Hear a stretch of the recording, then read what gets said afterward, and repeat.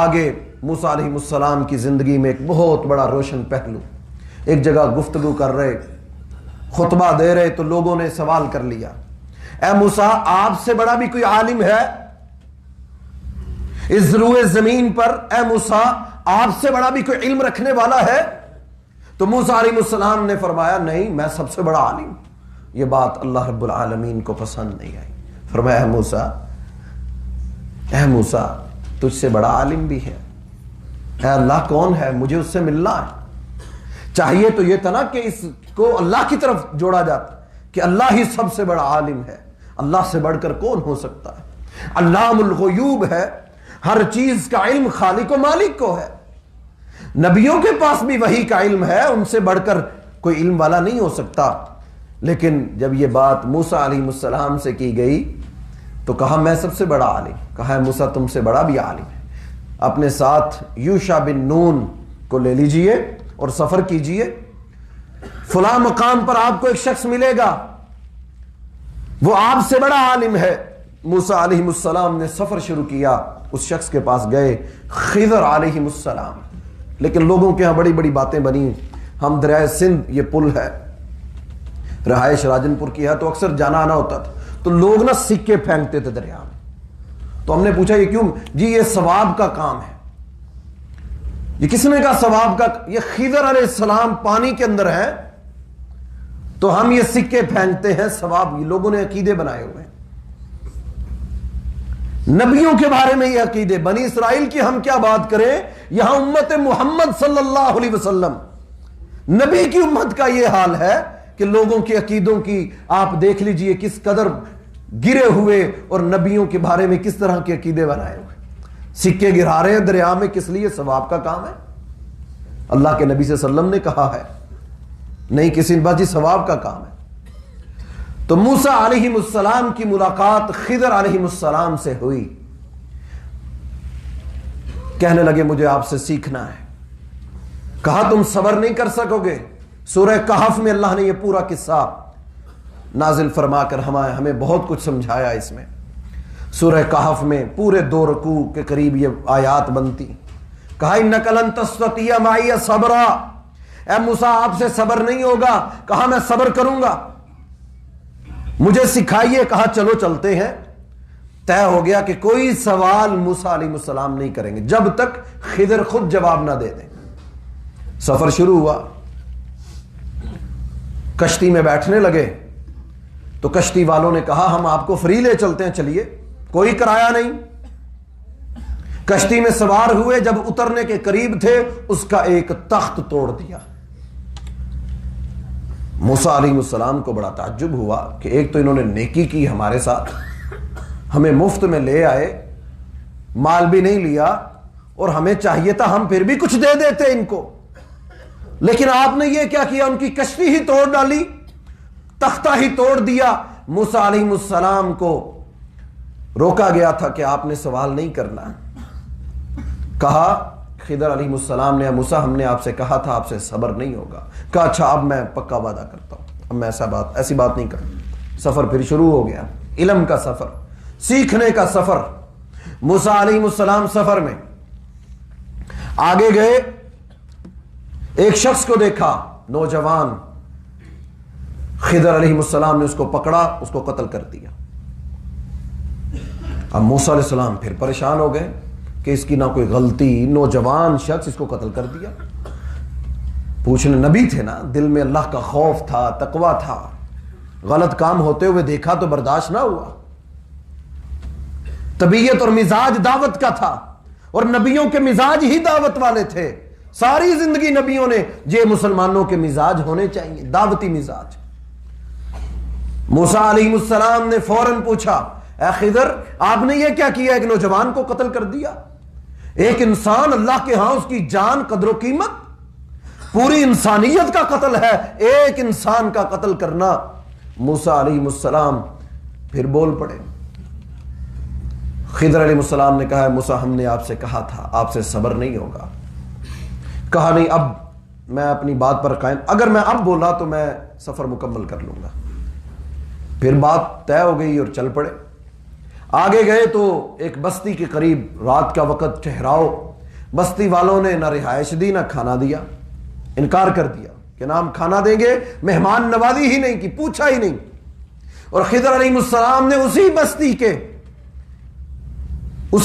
کے ایک گھر میں گرتی ہوئی دیوار کو دیکھا، موسیٰ علیہ السلام کو ساتھ ملایا اور اس کی دیوار تعمیر کر دی۔ تعجب کیا موسیٰ علیہ السلام نے کہ نہ انہوں نے ہمیں کھانے کو پوچھا، نہ ہماری خدمت کی ہے، انہوں نے انکار، اور آپ ان کے ساتھ نیکی کر رہے ہیں، ان کی دیوار بنا دی۔ خضر علیہ السلام نے کہا بس آپ کو میں نے کہا تھا آپ نے سوال نہیں کرنا، آپ نے سوال کیا، لہذا نبی علیہ السلام نے یہ حدیث بیان کی، فرمایا اللہ تعالیٰ رحم فرمائے موسیٰ علیہ السلام پر، اگر وہ خاموش رہتے تو شاید ہمیں علم کی کچھ اور باتیں معلوم ہو جاتی، ہمیں کچھ اور معلوم ہو جاتا۔ تو یہ 3 باتیں ہوئیں۔ تو اب خضر علیہ السلام نے کہا اے موسیٰ پیغمبر، ہم آپ کو بتاتے ہیں کہ ہم نے وہ تخت کیوں توڑا۔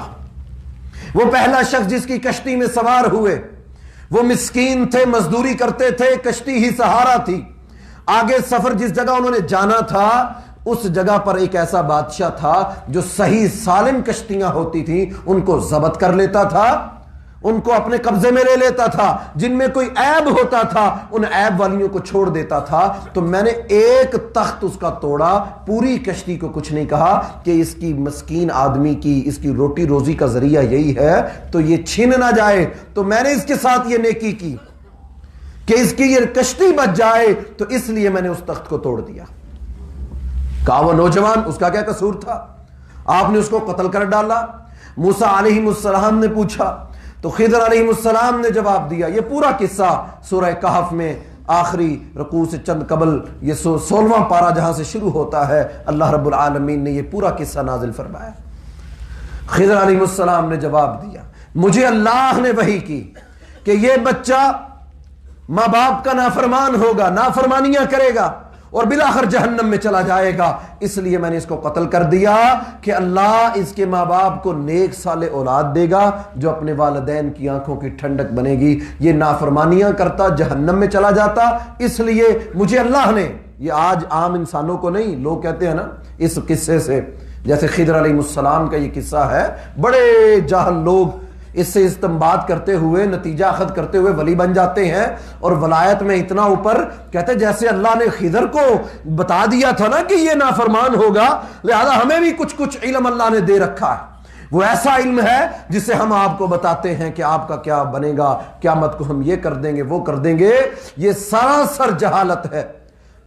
خضر علیہ السلام اللہ کی طرف سے قرآن میں اللہ نے اتارا ہے، اور عام انسانوں کے اندازے غلط بھی ہو جاتے ہیں، صحیح بھی ہو جاتے ہیں، لیکن کسی انسان کے لائق نہیں ہے کہ وہ نبیوں والے عمل اپنے اوپر لاگو کر کے کہے کہ مجھے بڑی ولایت مل گئی۔ تو خضر علیہ السلام کا یہ جواب دینا کہ مجھے اللہ نے بتا دیا اور میں نے اس بچے کو جہنم سے بچا لیا، اس لیے میں نے اس کا قتل کر دیا۔ تیسری بات فرمایا انہوں نے نہ مہمان نوازی کی ہماری، نہ ہمارے کسی کام آئے، نہ ہمیں اپنی بستی میں رہنے دیا، آپ نے پھر بھی نیکی کی، ان کی دیوار بنا دی، گرتی ہوئی دیوار۔ موسیٰ علیہ السلام نے سوال کیا کہ آپ نے ایسا کیوں کیا؟ کہا یہ یتیم بچے ہیں، یہ یتیم بچے ہیں، وَكَانَ أَبُوهُمَا صَالِحًا، ان کا باپ بڑا نیک تھا،